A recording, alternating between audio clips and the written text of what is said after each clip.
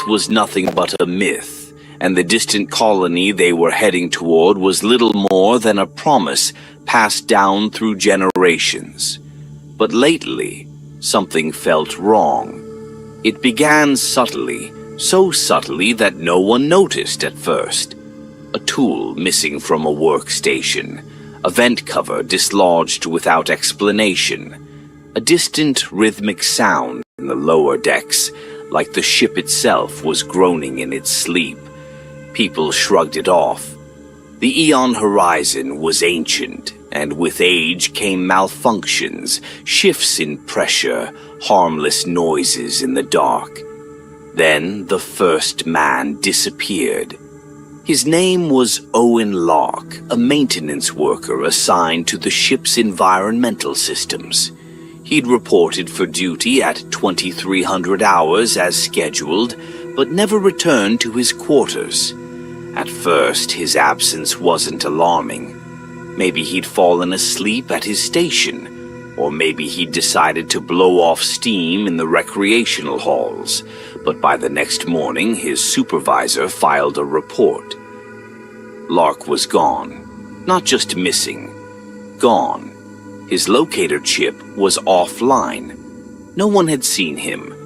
No security footage showed where he went. He could have gone into the vents, someone suggested, got stuck in a bad section. But the vents weren't large enough for a grown man to vanish without a trace. Then it happened again. Dr. Monica Castile, one of the ship's research biologists, left her lab at 0200 hours. She was heading toward the crew quarters, her movements recorded on the security logs, but she never arrived. Her door remained locked, her room was untouched, her comm remained on her desk, blinking with unread messages. Security was officially alerted. They combed the ship, scanning every hallway, every storage room, every sealed-off sector. Nothing. No evidence of an airlock malfunction. No pressure breaches. No blood. No bodies. By the time the third person vanished, a security officer named Harlow Rice, paranoia had begun to seep through the crew like a slow poison. Something was wrong. Something was deeply, terribly wrong. The whispers started soon after. People claimed they heard noises in the dark corners of the ship. Low, irregular clicking sounds, almost organic. Some reported seeing movement in their peripheral vision, something shifting just beyond the reach of the dim emergency lights. Marcel Cho, one of the lead engineers, was one of the first to voice his unease. "The ship's old," he admitted, rubbing a calloused hand over his chin. "Metal contracts. Sometimes the vents push out air. But this..." He hesitated. "This doesn't feel normal." Callum Vex, the head of security, wasn't convinced. He was a hard man, all sharp angles and sharper instincts, and he didn't believe in fear. "People are on edge," he said. "That's all this is. A ship this size, this old. It plays tricks on you.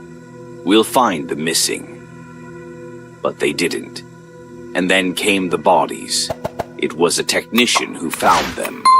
A young man named Dev Patel, working on the deep storage levels when his flashlight flickered over something on the floor. Something wet. Something broken. His scream was loud enough to send an entire patrol running. The corpses were barely recognizable. Skin had been stripped in thick, uneven ribbons, as if something had peeled them layer by layer. The muscles underneath were exposed, the tendons stretched, some snapped like old cords. The bones were wrong. Warped, softened, as though they had begun to dissolve while the victims were still alive. Their faces were locked in silent agony, mouths gaping wide as if they had tried to scream and never stopped. Worse, Someone, something, had arranged them. The bodies weren't where they had died. There were scuff marks on the floor, streaks of smeared blood indicating they had been dragged. Their spines had been twisted at unnatural angles, their arms pulled into grotesque shapes, almost as if they had been posed. A warning, a message. For the first time in his life, Callum Vex had nothing to say. Dr. Adrienne Holt knelt beside the corpses, her face pale under the sterile glow of the storage bay lights. Her hands hovered over the wounds, careful not to touch. "This isn't a weapon," she murmured. "No blade did this. This was something else." The ship went into emergency lockdown that night. Entire sectors were sealed off. Security patrols doubled. Every remaining crew member was accounted for, tracked, ordered to stay within sight of one another at all times. If someone left a room, it was recorded. If someone failed to report in, an entire team was sent after them. But none of it mattered, because by the next day, 2 more were missing. And in the deepest corridors of the ship, in the places no one dared to go, something was watching. Dr. Adrienne Holt stood in the morgue, the sterile white lights casting long shadows across the cold steel tables. In front of her lay the remains of Lorne and Ishida, 2 of the ship's security officers. The ship's medtech had already done a preliminary examination, but the findings didn't make sense. Holt needed to see it for herself. The bodies barely looked human. Their uniforms had been shredded, but not by weapons or tools. Their flesh had been peeled away in thick, uneven strips, muscle fibers torn and exposed like the meat of something half-eaten. Their bones, what was left of them, had softened in places, taking on a strange melted consistency. Holt had seen death before. 300 years in space meant accidents happened, equipment failed, and sometimes people died in ugly ways. But this was something else entirely. Callum Vex stood beside her, his arms crossed tightly over his chest. He was never the type to show emotion, but there was a tension in his stance, a stiffness in his shoulders that told her he was just as disturbed as she was. What could have done this? His voice was low, flat. Holt pulled on gloves, her breath slow and controlled. "It's not a weapon. No knife, no firearm could have caused this level of damage." She carefully prodded a section of exposed tissue. It gave too easily, almost gelatinous. Something's breaking down the structural integrity of the body. It's like digestion. Callum's fingers twitched at his belt. "You're saying something ate them?" She shook her head. "Number. At least, not in the way we'd expect. There's no bite marks, no tearing. It's more like their flesh was dissolved." She hesitated, and then rearranged. Callum's gaze snapped to her. "What do you mean?" Holt gestured to the bodies. "The way we found them. Their arms, their spines. They were twisted into unnatural angles. But it wasn't random." She pulled up the security report on her tablet and projected the images above the table. The bodies had been contorted, their limbs bent at grotesque angles. A pattern, not chaos. Callum exhaled sharply. A message. Holt didn't answer. She wasn't sure she wanted to. The emergency lockdown had already been issued, but people were still disappearing. The ship's systems weren't detecting breaches, and and there was no sign of forced entry anywhere. It was as if whatever was hunting them was moving through the ship like a ghost. Except it wasn't a ghost. It was something real, and it was getting bolder. At 0200 hours, the lights in the lower decks flickered out. Not a standard failure, not a power surge. They just went dark. No response from engineering, no overrides working. The emergency backup systems should have kicked in immediately. They didn't. A security team was sent down to investigate. 3 men. They had weapons. They had communications. Only one of them came back. Officer Harlan Greaves stumbled into the upper decks an hour later, his eyes wide, his breathing ragged. He was covered in blood, none of it his. His sidearm was missing. His hands trembled violently. Callum caught him before he collapsed. Greaves. What happened? Greaves was shaking so hard it took him several tries to form words. His breath hitched. It's not alone. A cold weight settled in Callum's stomach. What do you mean? Greaves' eyes darted toward the shadows in the corner of the room, his entire body flinching as if something were standing there. It's not just one. There's more than one. Holt exchanged a glance with Callum, her throat tightening. How many? Callum asked, his voice deadly calm. Greaves swallowed hard. I don't know. But they were watching us. His breath came faster now, panicked, desperate. We thought we were alone down there, but we weren't. They were waiting. Holt felt something cold crawl up her spine. Waiting for what? Callum straightened, his entire body tense. We need to move. We can't let them cut us off from the command deck. A scream rang out over the ship's comm system. A garbled, wet sound followed, like something tearing, something heavy being dragged across metal. Then silence. The emergency lights flickered. Something was in the dark, and it was getting closer. The smell was the first thing they noticed. A rancid organic stench filled the air as Marcel Cho led the security team deeper into the storage levels. It clung to them, thick and suffocating, like the breath of something alive. The deeper they went, the worse it became. A mix of rot, ammonia, and something chemical, something wrong. The ship's air filters struggled to process it, turning the recycled oxygen damp and heavy in their throats.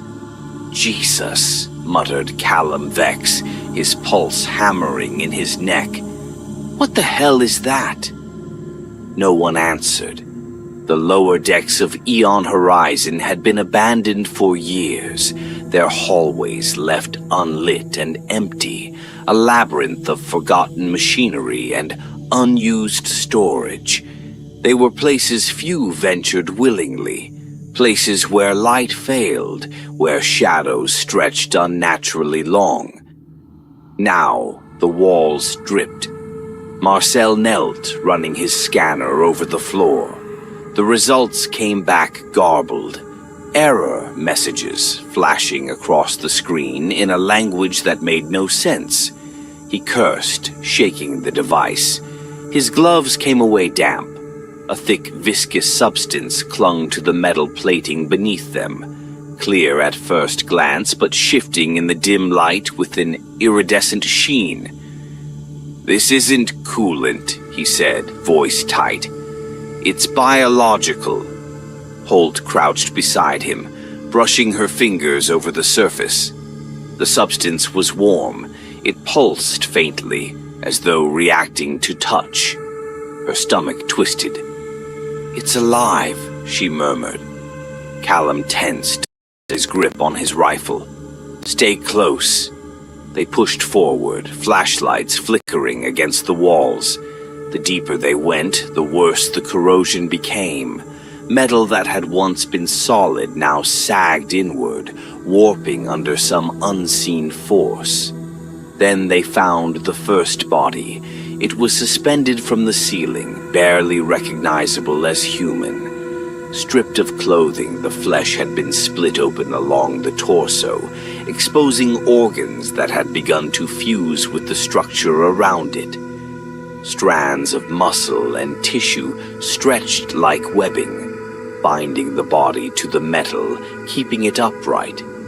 The ribcage had been pulled apart, the bones warped, softened, reshaped, as if something had been using it as raw material. Dev Patel made a sound, somewhere between a choke and a gag. Jesus Christ. Holt swallowed hard. She had seen corpses before. She had performed dozens of autopsies in her career. But this was something else. This was a transformation. More bodies followed. Some fresher, their faces frozen in twisted agony. Others were unrecognizable, reduced to little more than remnants of tissue stretched across the walls. And in the center of the room, the nest. It wasn't a structure, it wasn't a lair. It was an extension of the thing itself, a pulsating mass of flesh, bone, and sinew, webbed together with the same iridescent substance that coated the walls. Shapes moved beneath the surface, limbs, fingers, something struggling against the layers of biological mass. Then it twitched. The team froze. A low, wet sound filled the air, a clicking, chittering noise like something shifting inside the walls. Marcel raised his rifle. "Move! Now!" They turned. Something moved in the dark. It came fast, a shadow breaking free from the walls, its form folding, limbs stretching unnaturally long. A shape of raw muscle glistening and wet. No eyes, no face, just shifting layers of flesh that molded, adapted. Callum fired first. The gunshot echoed like a thunderclap. The bullets tore into it, shredding through the pulsing mass. But the thing didn't fall. It shifted.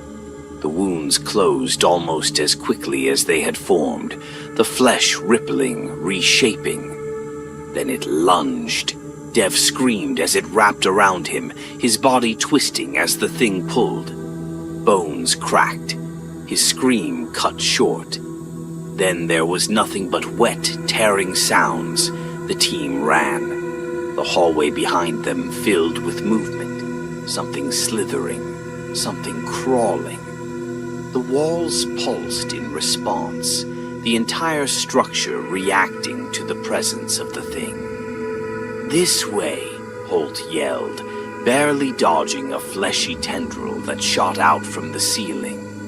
Marcel slammed his hand against the security panel, forcing the bulkhead to seal behind them. The last thing they saw was the thing, the writhing, shifting hunger, before the doors hissed shut.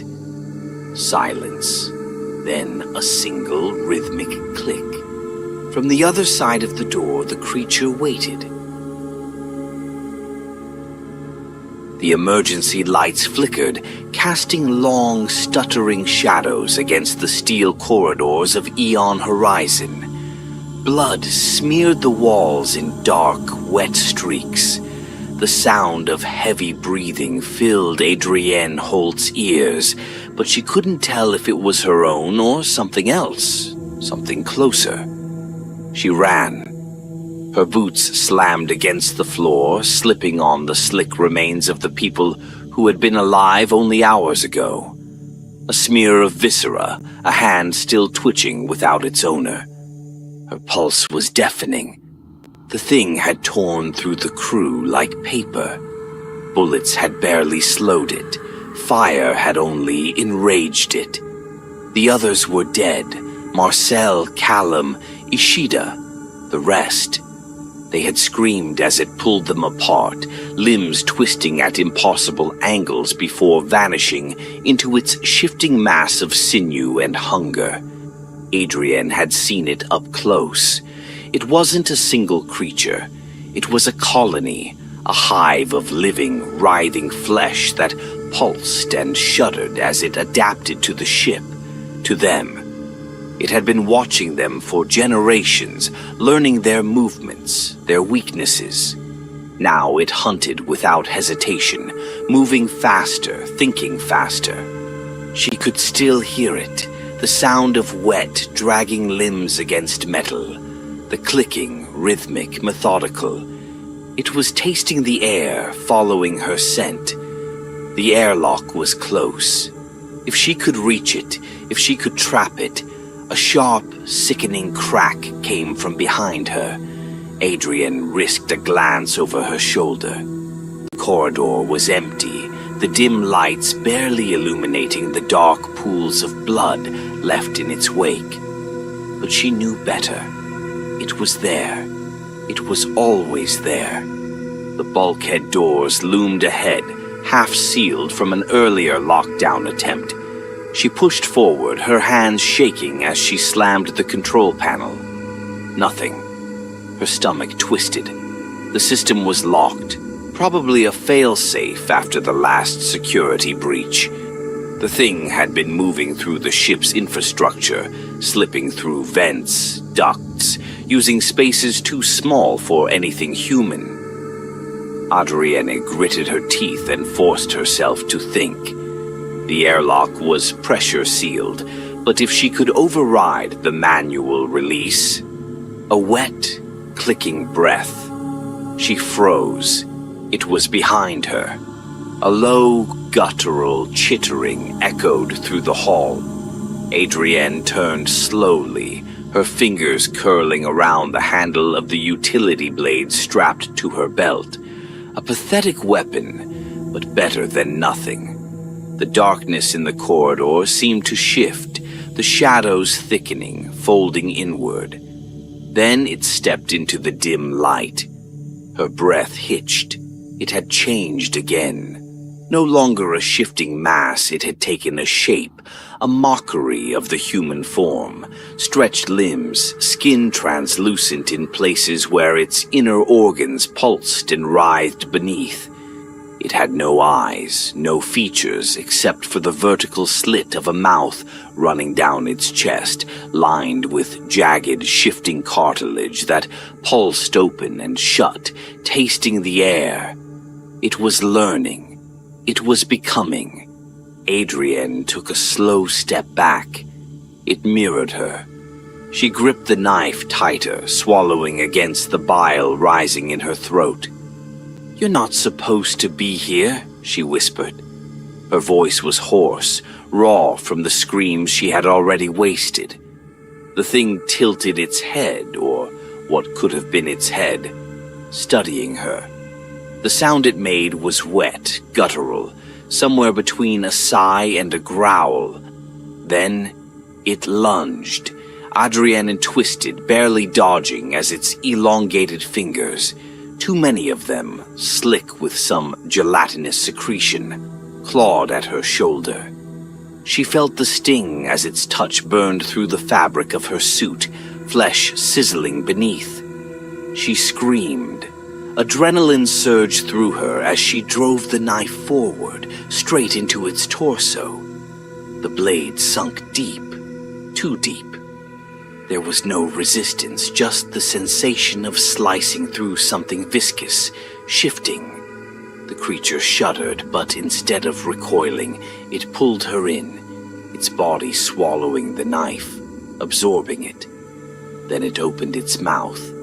Rows of cartilage plates folded back, exposing something glistening, something hungry. Adrienne didn't think. She acted. With a desperate, shaking hand, she slammed her fist into the emergency override on the airlock control panel. The alarms blared. The vacuum of space howled as the doors cracked open, the sudden force ripping at her body. The creature's elongated limbs flailed, gripping onto the walls, clawing at the metal. Adrienne felt her feet slipping, the pressure trying to drag her out along with it. The thing made a sound, something she almost mistook for a scream. Then it let go.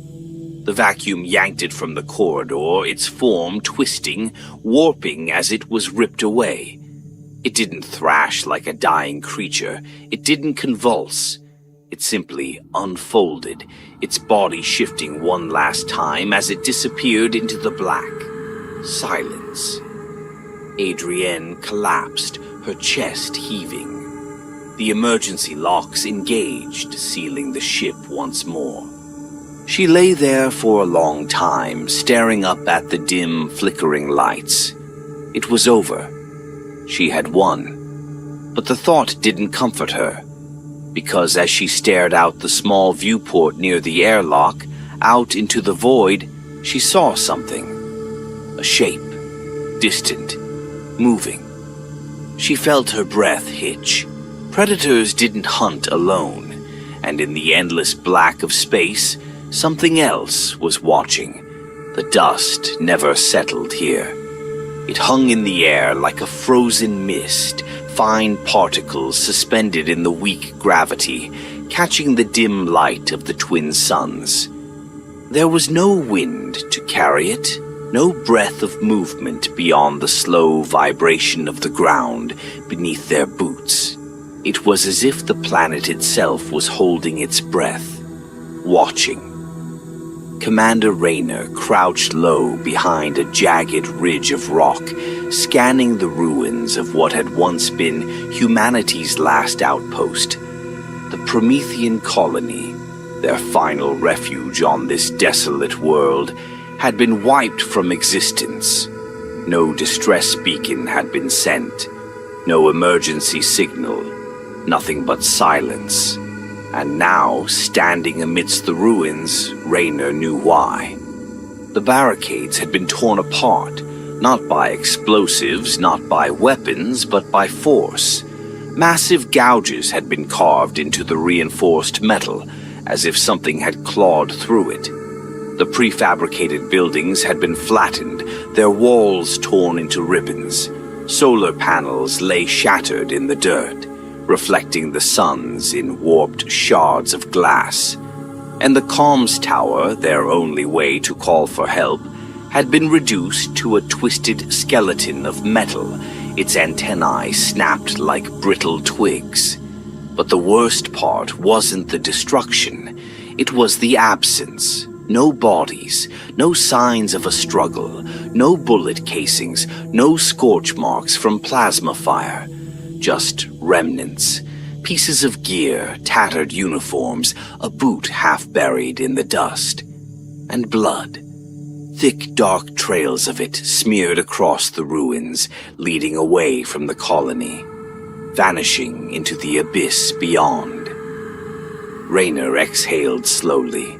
His breath fogged the inside of his visor, a reminder that even here, in the silence, something lived. Something watched. Behind him, the others moved carefully, their steps muffled against the loose dust.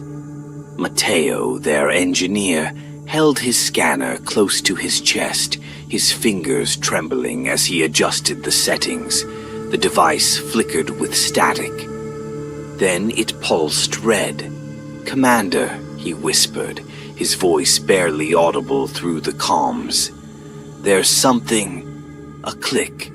Software subtle. Almost too faint to hear. Raynor froze. The others did too. The sound hadn't come from them. It had come from the ruins. A shadow shifted near the wreckage. Not a shadow, something else. The air warped. It was like staring at heat rising from the ground, bending light unnaturally around an invisible shape. It was there, just beyond the remains of the colony's storage unit. It wasn't moving. It was waiting. A predator. Then it lunged, a ripple of motion faster than the eye could track. Matteo barely had time to scream. The distortion slammed into him with impossible force. 1 second he was standing, scared, but whole. The next, he was gone, yanked backward with such violence that his feet barely had time to leave the ground before he vanished into the dark. A wet, sickening crunch. Blood sprayed across the ruins, thick droplets of red splattering against metal, stone, and dust. A severed arm, Matteo's arm, hit the dirt, fingers still locked around the scanner. Emma choked on a breath. Jonas staggered back, raising his rifle, his hands shaking so badly the barrel jerked wildly. But there was nothing to shoot at. Just silence, heavy, oppressive. A silence that wasn't empty anymore. It was waiting. Raynor's pulse thundered in his skull. His instincts screamed at him to run, to move, to do something. But the silence had changed, and so had the rules. They ran. Boots pounded against the loose, rust-colored dust, kicking up clouds that hovered weightless in the thin atmosphere. The twin suns burned low on the horizon, casting elongated shadows across the jagged rock formations that stretched like broken ribs around them. There was no cover, no shelter, only endless open terrain that made them easy prey. Raynor led, rifle clutched tight against his chest, breath coming in ragged gasps. Emma followed just behind, one hand pressed against her side where blood soaked through her suit. Jonas trailed, his movements frantic, wild glances cast over his shoulder every few steps. Behind them, the silence wasn't empty. Something was there. They couldn't see it. Not directly, but every now and then the air would ripple, an unnatural shimmer like light bending through heat, a fleeting distortion too quick to focus on. But it was closer. Raynor didn't know how many there were, just that they were being hunted. Faster, he growled through clenched teeth. Emma stumbled. Raynor caught her before she hit the ground, pulling her up with a grunt. Her breathing was shallow, her face pale behind her visor. She lifted her blood-slicked hand. I don't think it's stopping, she rasped. Jonas slowed just enough to glance at her wound. His eyes widened. The edges of the gash weren't natural. The skin around it was darkening, thickening, as if something inside was changing its structure. "No," Jonas whispered. "No, no, no." He grabbed Emma's wrist, fingers shaking as he pressed against the wound. Her flesh was hard, not like scar tissue. Something else. Something wrong. Raynor swore under his breath and pulled her forward. There was no time. If they stopped now, they were dead. Jonas, still staring at Emma's wound, didn't notice his own hands at first, but Raynor did. The skin on Jonas's fingertips had started to peel away, flaking in long, thin strips. Beneath it, his flesh looked raw, wet, changing. Jonas's breath hitched. I can't feel my fingers." A sound cut through the thinning air. Click, click, click. Not metallic, not mechanical. Organic. It echoed across the valley, bouncing from rock to rock, surrounding them. The clicking grew. More than one. Dozens. Jonas let out a strangled sob and gripped his rifle tight, his raw fingers curling around the trigger. "Shut up!" Raynor snapped, scanning the terrain. They had to move. The rock formations ahead stretched high, narrow crevices twisting into labyrinthine tunnels. If they could just reach them, they might have a chance. "Move," Raynor ordered. "Now!" Jonas hesitated, just for a second too long. The distortion came from above. Something massive dropped from the cliffs, its form rippling in the air like water disturbed by an unseen force. A blur of limbs, of something wrong, slammed into the ground between them and the rocks. Dust exploded outward. For the first time, Raynor saw part of it. The predator wasn't fully invisible, not in motion. Its body pulsed with a sickening translucence, like muscle stripped of skin, sinew shifting, adapting, blending into the environment. Its limbs were too long, ending in barbed appendages that flexed unnaturally. It had no face, only a smooth, featureless surface where one should be, slick with something dark that dripped from its form and hissed against the dirt. Then it moved. Raynor fired first, a short, controlled burst. The bullets hit. He could see them hit, but they didn't stop it. The creature convulsed, its body folding around the impacts like gelatin, absorbing the force before snapping back into place. Jonas screamed and emptied his entire clip. The rounds hit nothing but air. The creature lunged.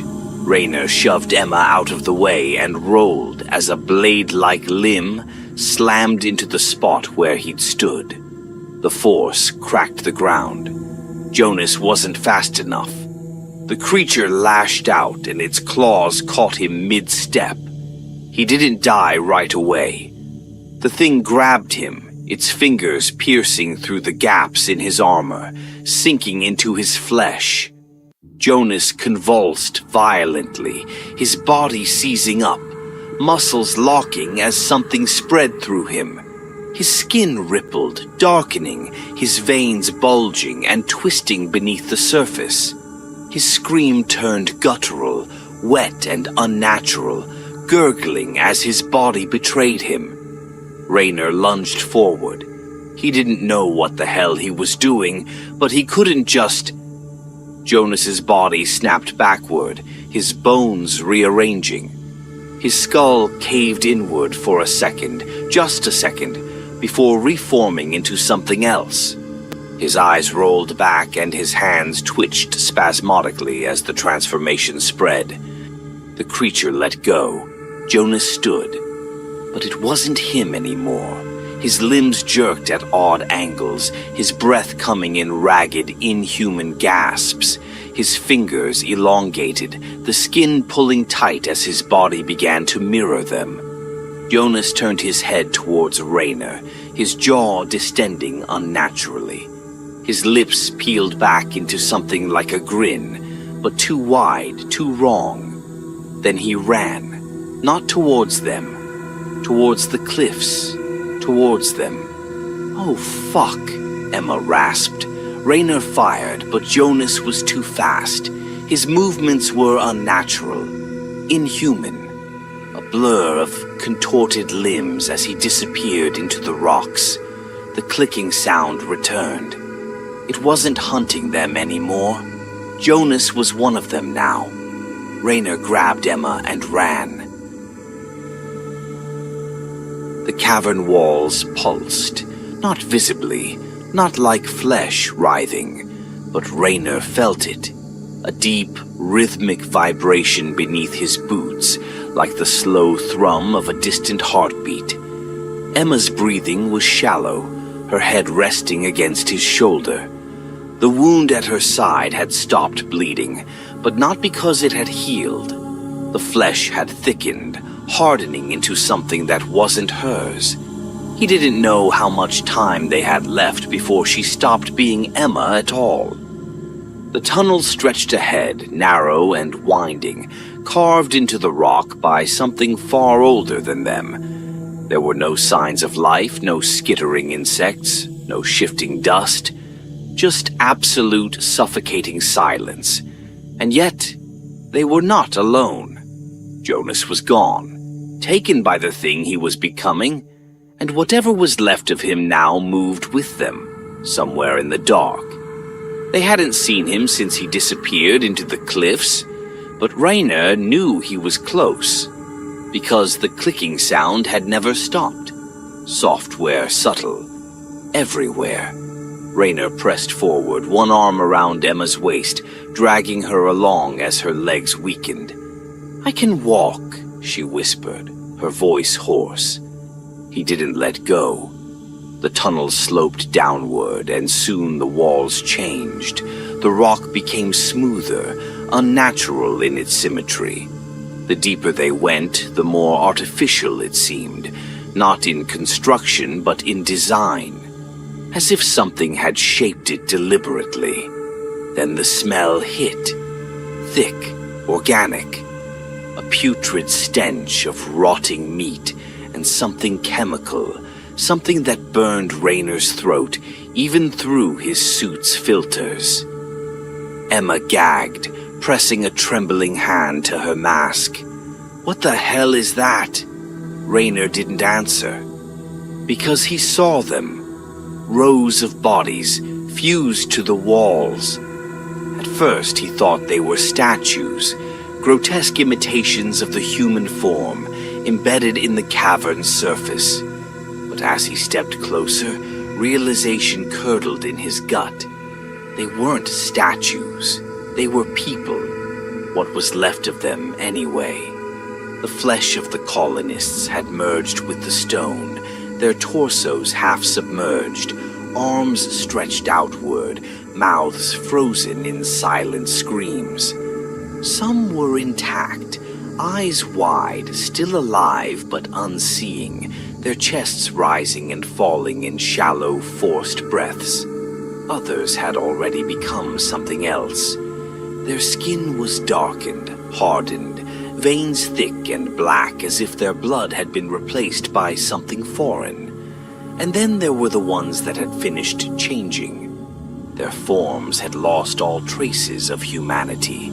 Elongated limbs, fingers that had fused into curved talons, their heads featureless except for the glistening wet surface where their faces had once been. Their bodies weren't connected to the wall. They were the wall. The clicking sound intensified. Emma let out a choked sob, her fingers digging into Raynor's sleeve. Then one of them moved, a wet, sucking sound. A body peeled away from the wall, its limbs unfurling like an insect shedding its cocoon. It stepped forward in slow, jerking movements, its elongated head tilting towards them. Then another moved, and another. Dozens of figures detaching themselves from the walls, sloughing off remnants of human flesh as they turned. Jonas was among them. His form had changed further, his arms too long, his fingers ending in something sharp. His head twitched unnaturally, his jaw shifting in a way that should have been impossible. But his eyes, they weren't his anymore. No recognition, no hesitation, only hunger.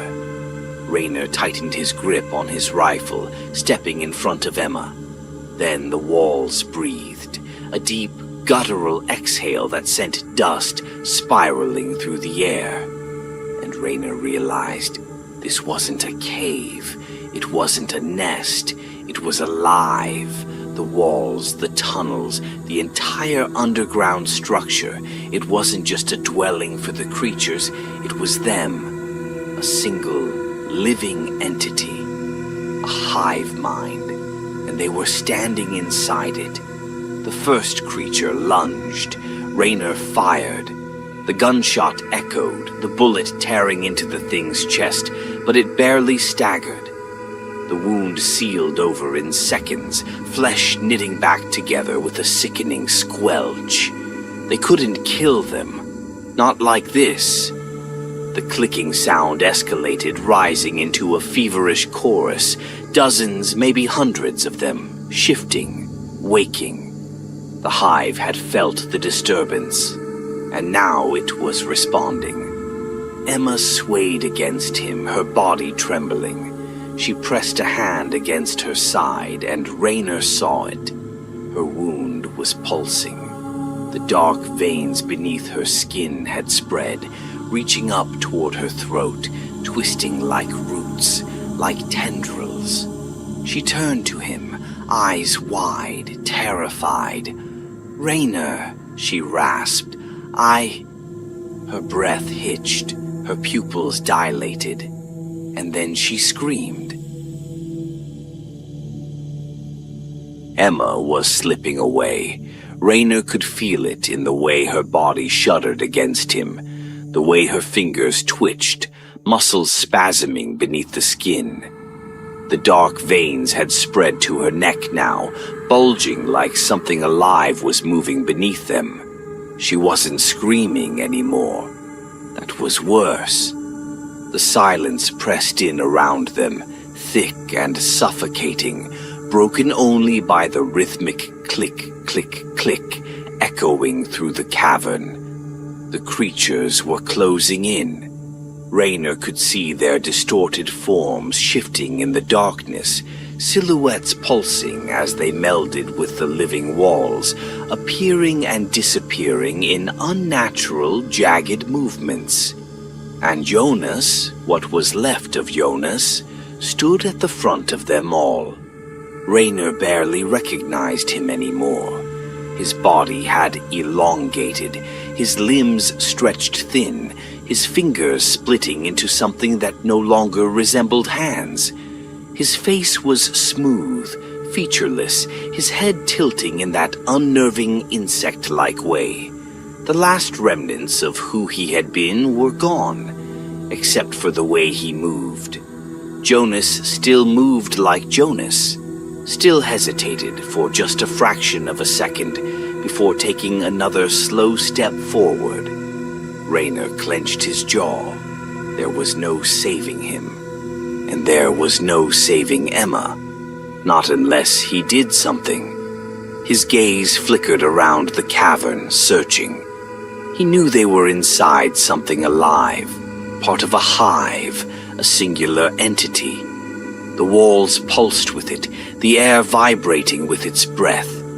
The bodies embedded in the walls weren't dead.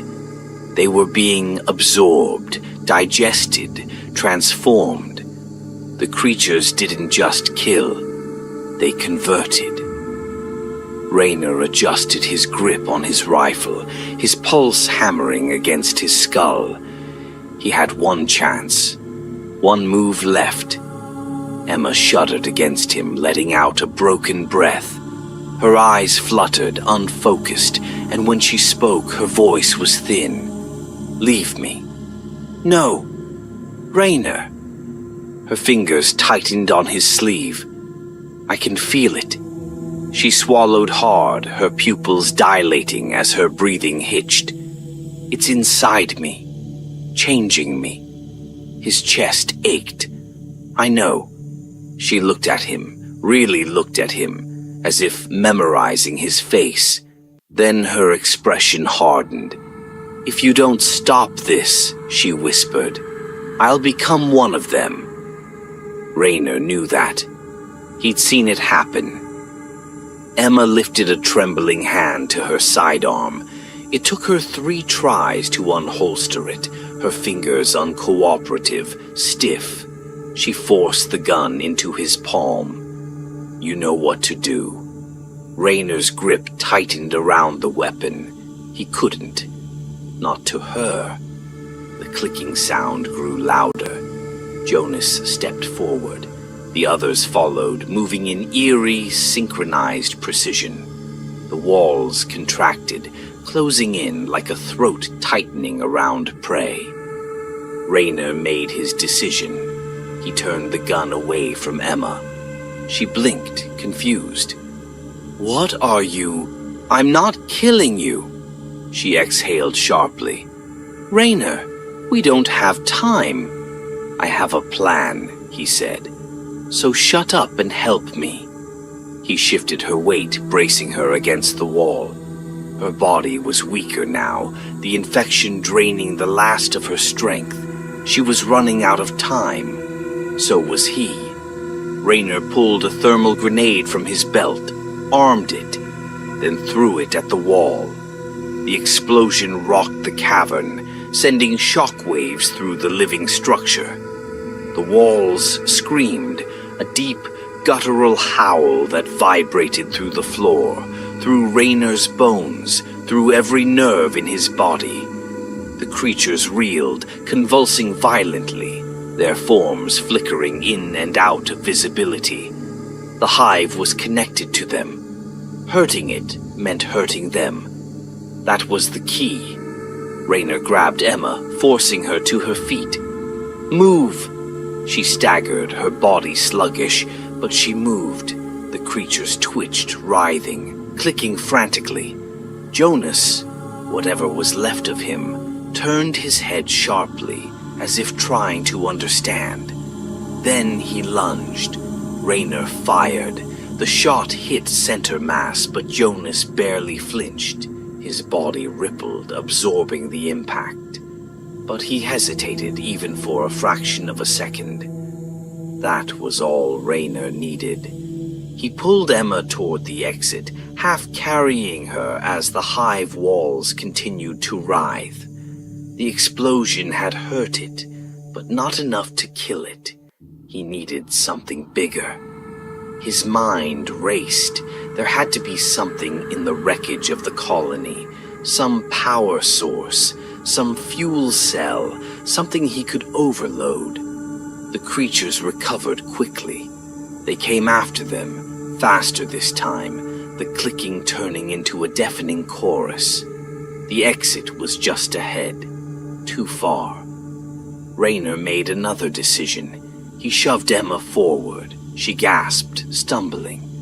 "What the hell? Go!" he ordered. She turned, eyes wide. "No! Emma!" His voice was firm. "Run!" Her lips parted, a protest forming. Then she saw it, the truth in his eyes, and she knew.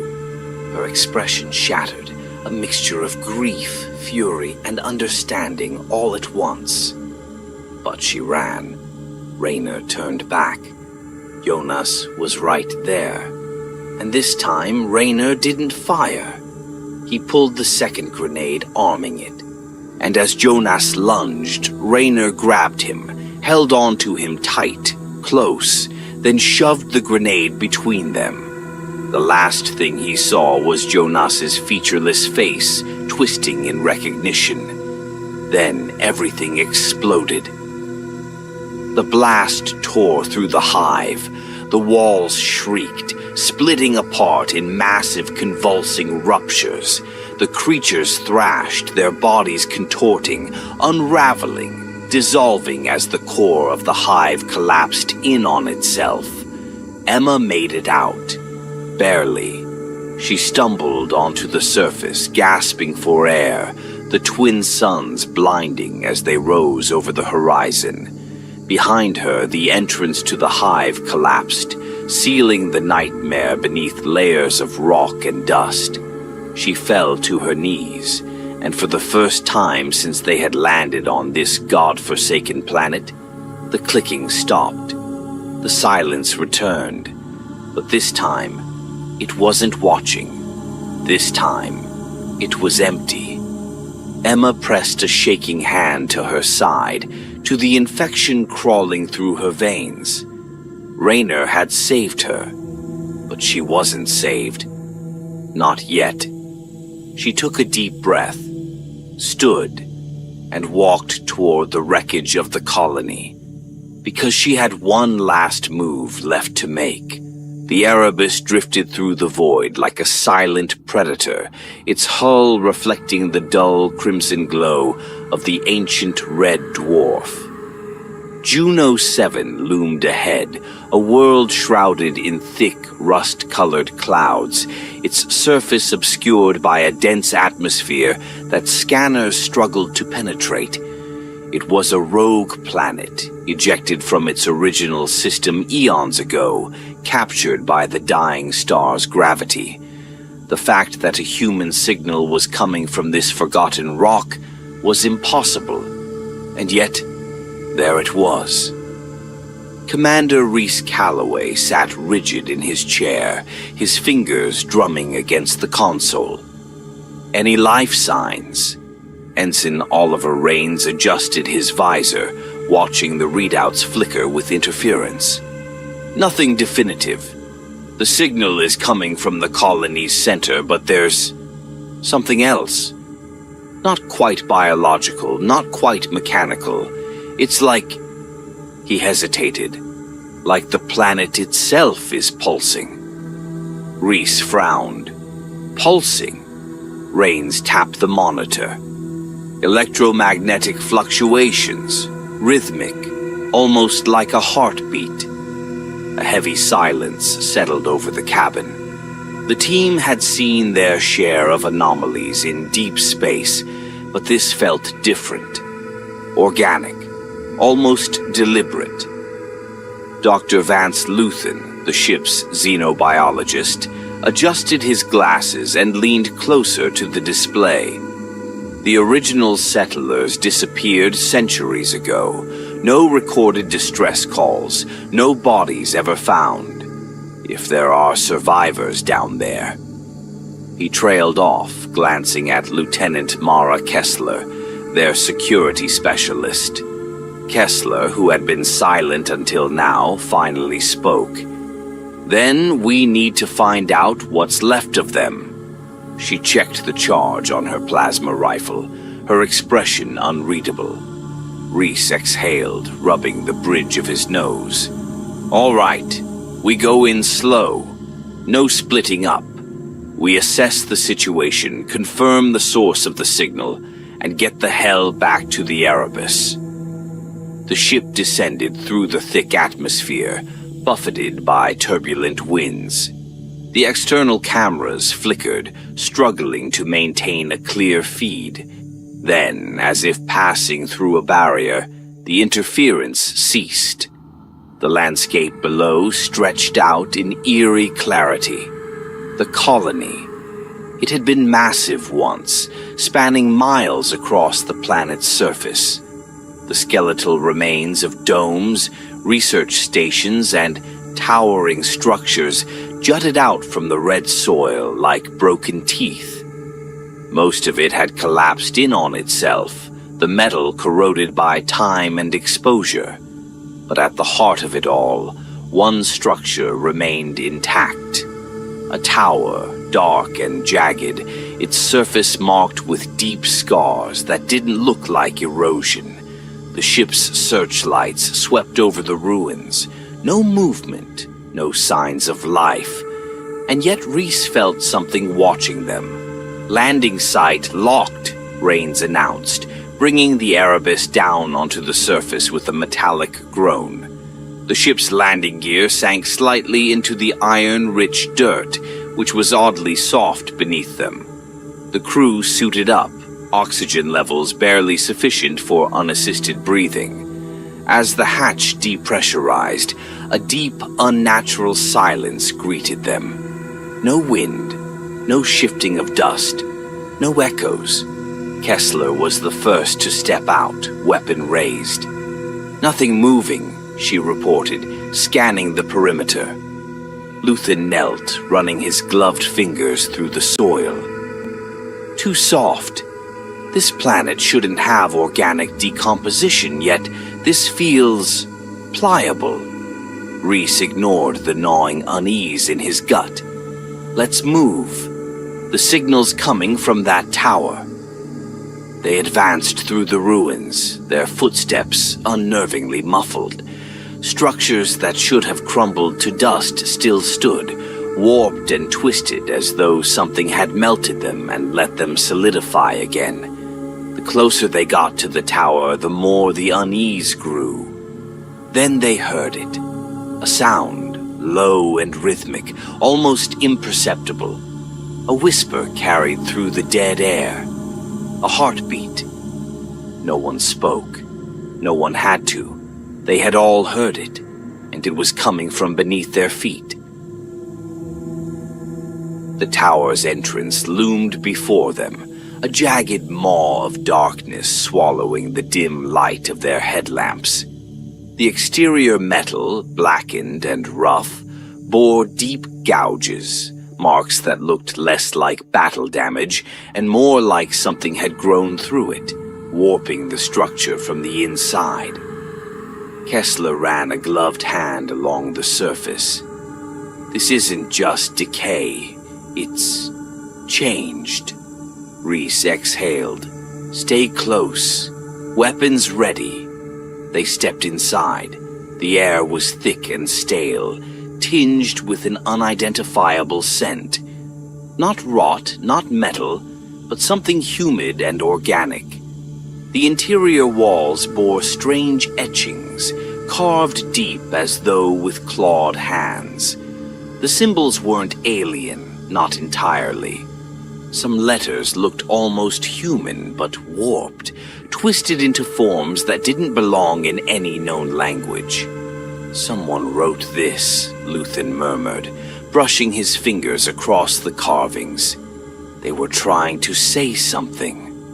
Rain's voice came through, tight and low. Or warn us. Deeper they went.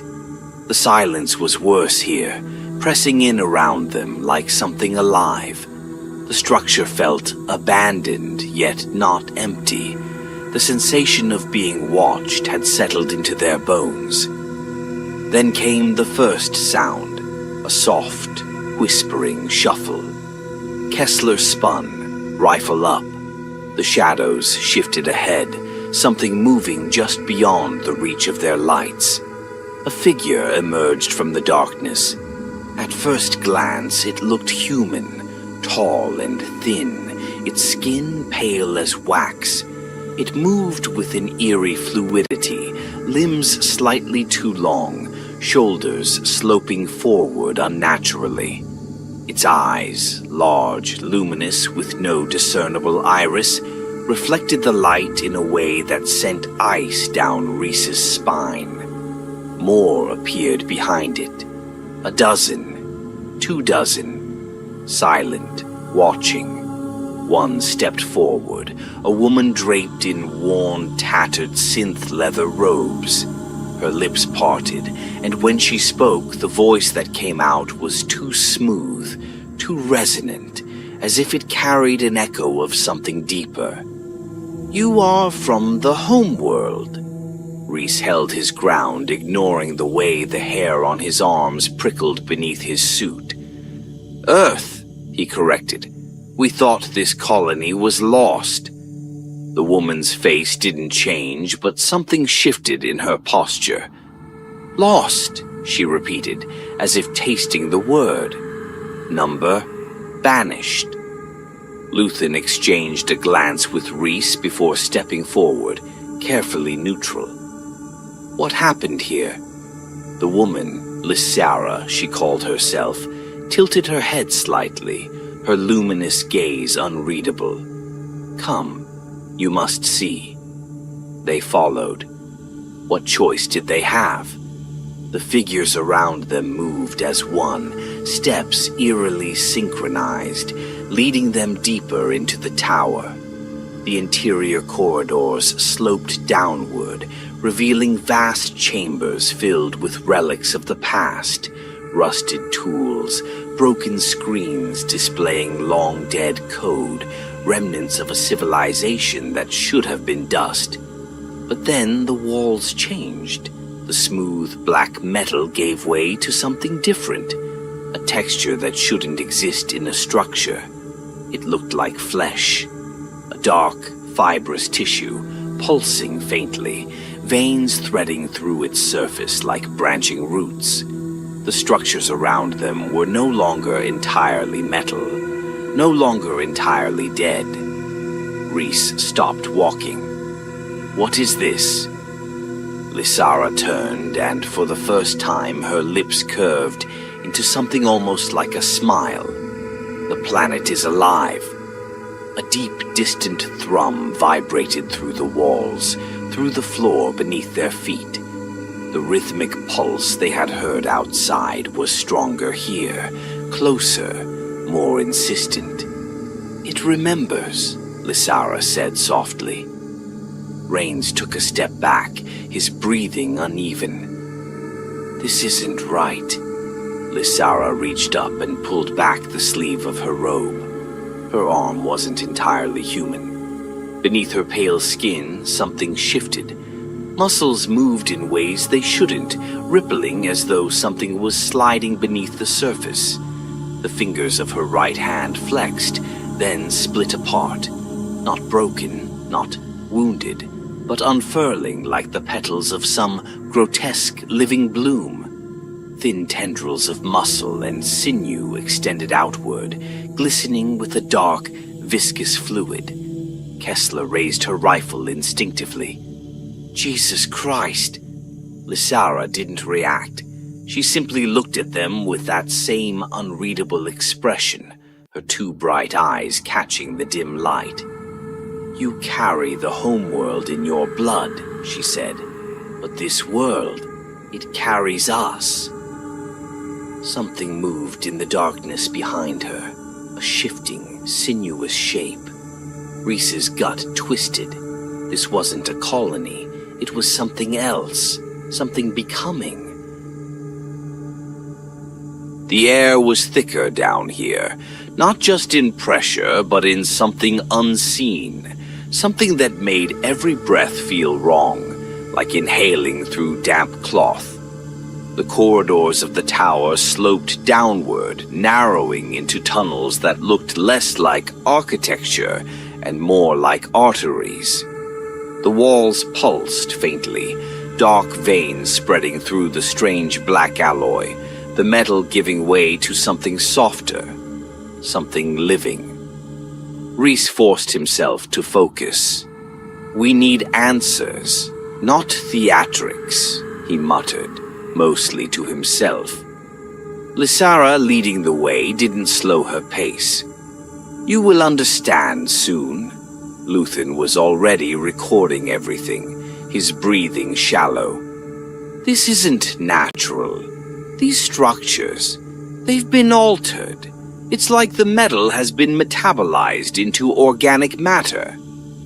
Kessler's hand hovered near her rifle. "You're saying the colony's been digested?" Luthen hesitated before answering. "Or repurposed." The deeper they went, the more the walls changed. The clean lines of the original construction had been swallowed by thick ridges of fibrous material, something halfway between hardened muscle and petrified cartilage. The symbols carved into the metal above had started appearing in the flesh as well, raised markings as though the very structure of the place was growing them. They weren't alone. The deeper corridors held more figures, the forgotten. Some barely clothed, others wrapped in patchwork remnants of what might have once been uniforms. Their bodies were elongated, their pale skin webbed with darkened veins. Some moved with eerie precision, while others shuddered as if their own limbs were foreign to them. And yet, they did not speak. They only watched. Reese hated the way their eyes reflected the dim light. Not like animals, but like something waiting for recognition. They reached an open chamber, the floor curving downward into a vast pit. A crude, circular balcony jutted out from its edge where they stopped. Reese stepped forward, peering down. The pit was vast, descending beyond the reach of their headlamps, but the light they had carried far enough to reveal something moving below. A pulse, a vast, slow ripple beneath a surface that was neither liquid nor solid, a mass of writhing tissue, veins the size of tree roots threading through it, stretching into the walls. Something buried here, something old. And then, as if sensing them, the mass breathed. The entire chamber exhaled, a deep, hollow gasp that sent a wave of humid air up toward them, carrying a scent Rhys couldn't name. Not rot, not sulfur, something raw.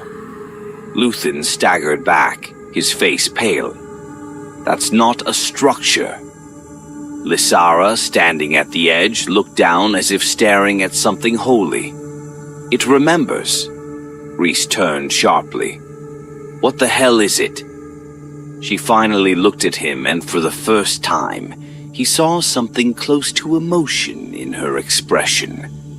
Not what, she corrected. Who? Then she moved her hand to her own chest and pushed. Her fingers didn't meet resistance. The skin parted like softened wax, her ribcage shifting as she reached inside herself.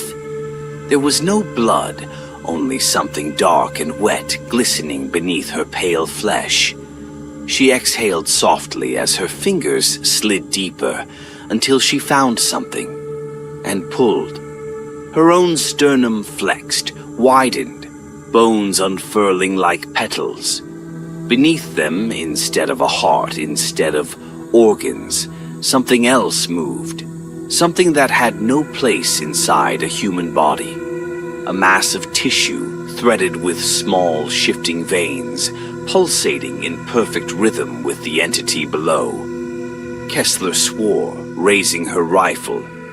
Lysara didn't react. She only smiled. We were the first. The pit pulsed again, and then something answered. Far below, within the mass, shapes began to surface. Human-like, but not. Faces stretching upward, their features distorted as though melted, their mouths yawning wide in silent screams. Arms rippled beneath the flesh of the pit, rising and sinking again like the restless dead. And then the whispering began. Not spoken words, not voices carried through the air. The sound came from inside them, vibrating through their bones, threading through their nerves. A language they did not understand. Yet somehow they almost did. Luthen gasped, his eyes going wide. It's... A sound, wet and deep, came from below. Not movement, something waking up. The entire structure shuddered. Rhys didn't hesitate. We're leaving, now! Kessler fired. The shot hit Lysara dead in the chest, or rather, it should have. Instead, the impact sent ripples through her body, her form flexing like something half-solid, the kinetic force spreading as though absorbed. For the briefest moment, her face blurred, her skin shifting as if struggling to hold its shape. Then, just as quickly, she reformed, still smiling.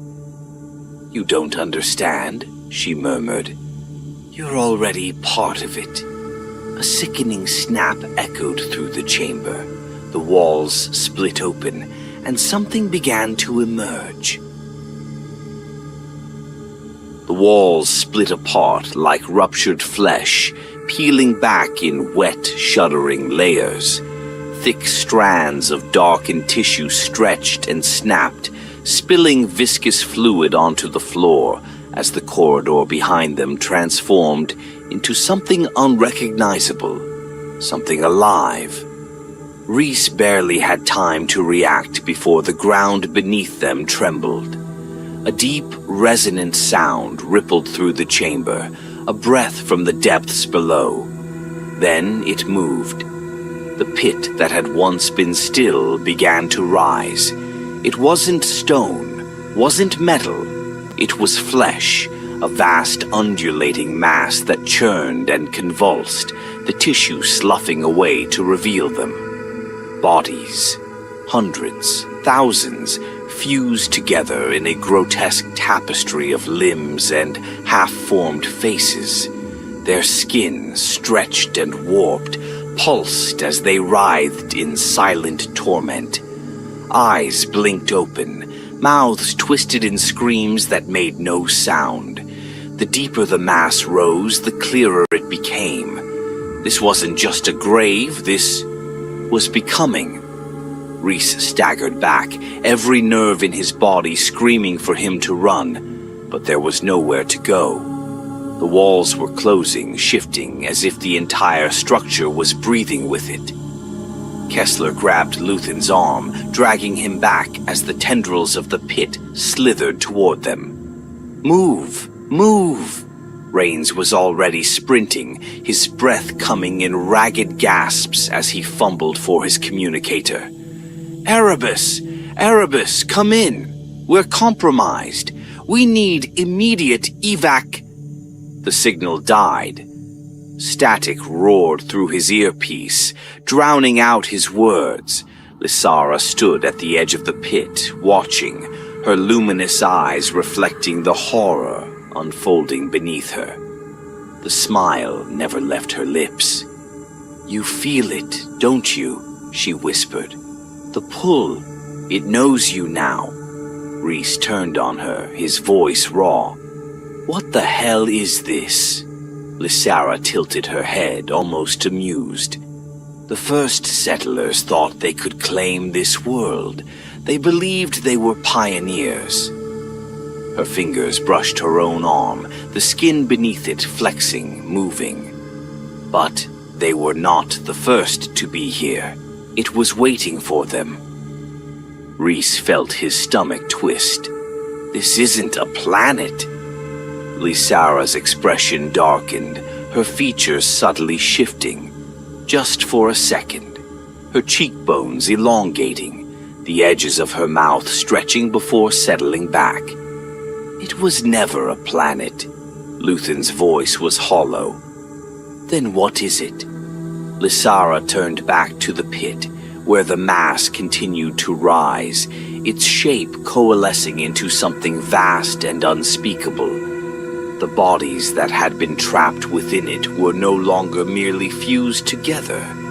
They were forming something, a singular entity, a consciousness, its many mouths opening in eerie unison. It didn't just consume, it remembered. Lysara took a slow step forward, her fingers trailing along the edge of the abyss, as if caressing something precious. It is the first hunger, the last hunger.